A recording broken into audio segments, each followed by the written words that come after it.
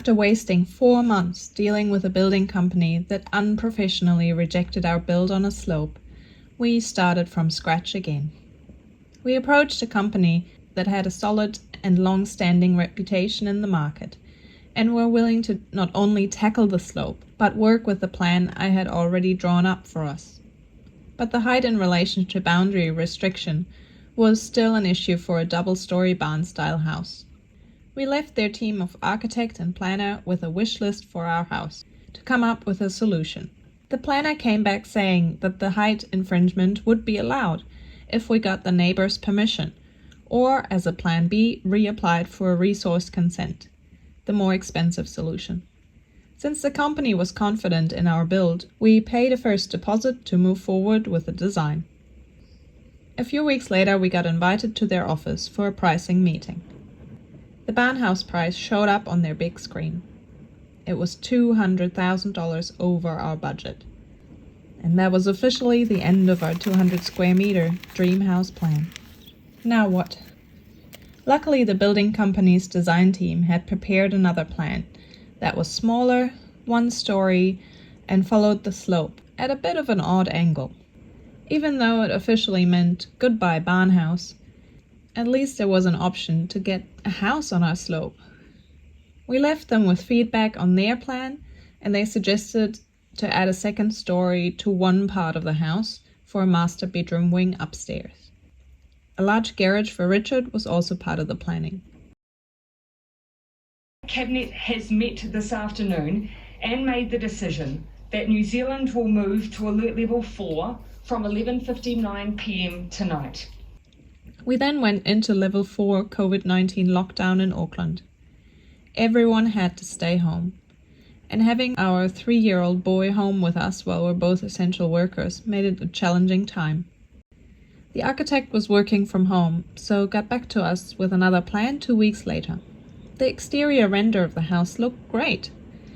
However, the interior wasn't quite working. The stairs took away a lot of the living room space, and the layout wasn't right. We soon found out the price, and that it was still $150,000 over our budget. We felt so deflated once again. The plan was such a compromise, and we still couldn't afford it. We started to realize that there was some miscommunication in terms of our wants, needs, and our budget. We were open to compromise, but no one had told us what would actually keep costs down. And now things got really stressful, because we were only a couple of days away from having to sign a build contract before the yearly September price increase of all their suppliers. We realized that double story was not an option, even though we had originally been told less piling meant less cost. We had to downsize the house even more, compromise the exterior look, go split level to reduce the pile height, and follow the slope of the land.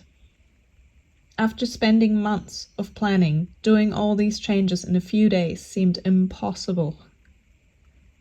We decided to increase our maximum budget by $80,000, so we could still tick some of the important boxes on our wish list for the house.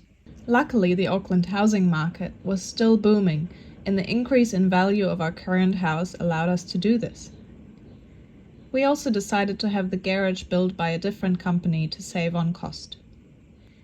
But it was the garage platform and driveway that required an engineered retaining wall due to the council regulations. That was so expensive.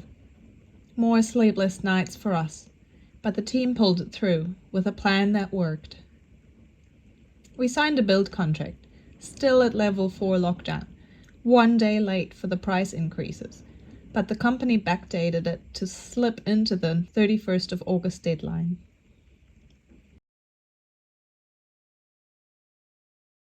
That is looking up through the leaves and the pine leaves. I can touch. No, it's super high, isn't it? Yeah. Super high. I'm gonna find and be used robots. Mmm. Na na na na na na na na.